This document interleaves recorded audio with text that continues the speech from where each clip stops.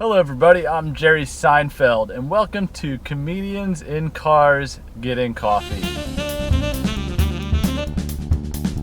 That's not actually true, but what is true today is that I am on my way to go pick up the Trail 125.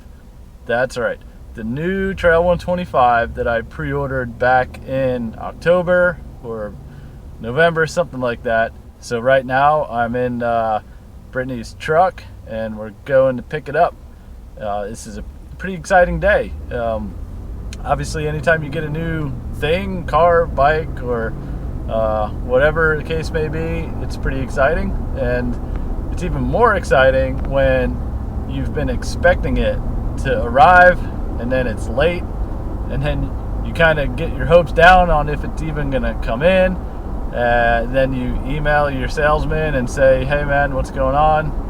And he says, "Hey, guess what? We just got the invoice for it and it's on its way. Should be here Thursday." Today is Thursday.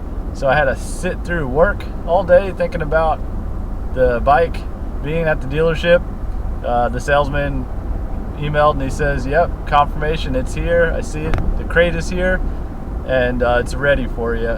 But not actually ready for me, because this dealership is so awesome that this is going to be the second time they've allowed me to film the unboxing of a bike. The first one was for my monkey unboxing video, which was not my monkey, obviously, but monkey that they got, the first blue monkey that came into the dealership. I did the video about the unboxing of that.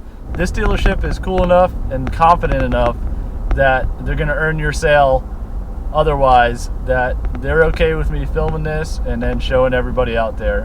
Hopefully it inspires some of you in Central Florida to visit this dealership and maybe purchase from them on your next bike. So that aside, I love this dealership and I'm really grateful for the opportunity that they're giving me to do this video. So we're rolling up to the dealer. I can see it up ahead, and just a little bit of a pep talk, I guess, for me going into this, so I don't have to do it in the parking lot. So the Trail 125 was obviously Honda's next reissue, Honda's next mini moto behind the Super Cub. And the Trail 125 is basically a Super Cub, but just hooked up for off-road use. And this wasn't a bike that hit my radar right away. I saw when they released it, the news, and it didn't really hit me like the monkey hit me. I wasn't jumping down to the dealer right away and putting money down on it. I actually was going to pass on it. It was just kind of scooterish to me, and just didn't appeal to me as much. So I was going to pass. But I got to thinking and really evaluating how I use my motorcycles. And once I started peeling back the onion layers on what it is I actually do, this bike really fit into the equation perfect. I do almost exclusively off-road riding, so a street bike just doesn't make sense for me. I have vintage motocross bikes, and they're my race bikes. That's my track bikes. So basically what I was doing is just fooling around in the backyard and around the neighborhood, and obviously taking the bikes to my Spec Miata races and using them as pit and paddock bikes. But that was even tough. I actually took the monkey only a couple of times to the races because with the clutch, and you can't do as much with the clutch on the pit and paddock bike. So you kind of left, just using one hand to do everything. So you're carrying a fuel jug or whatever the case is. The clutch is kind of a nuisance for a pit and paddock bike. So when this bike came about, I noticed that it had a semi-automatic shifter in it, much like my Trail 70 does. And that was a huge appeal item to me because I could drive or ride one-handed and not have to use a clutch. I love clutches and I love the performance aspect of riding with the clutch. It just makes it much more fun. However, for utility, the clutch is just not conducive. It's annoying. So with that, the way I saw this bike was going to be my utilitarian. This is my tractor. This is going to be like a work bike. So I can use it for working. It's got racks on it. I can put coolers on it. I can throw parts on it at the races and drive up and down the paddock, delivering stuff to the racers and everything who buy parts from me.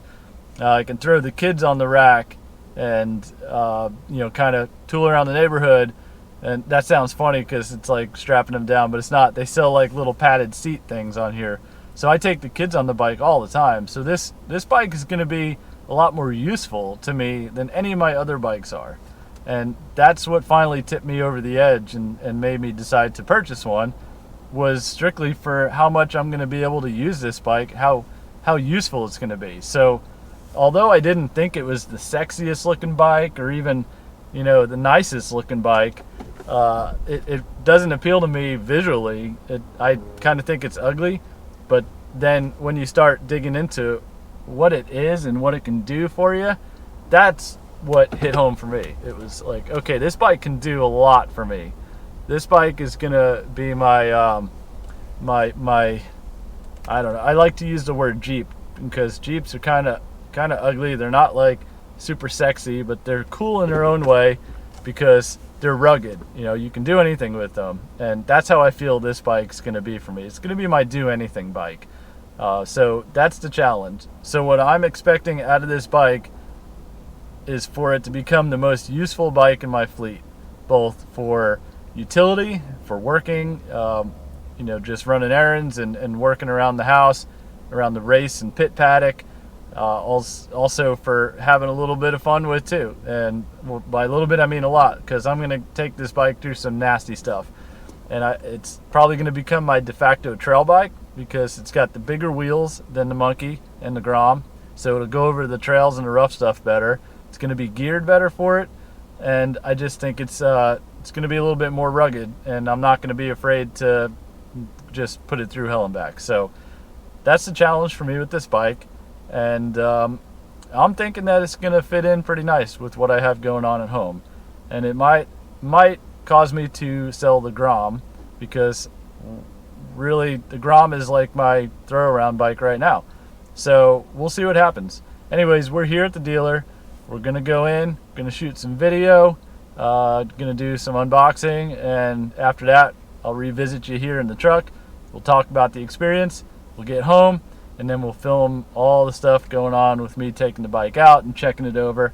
And then, of course, we're going to do a full walk around and orientation type video too. So let's go in and check it out.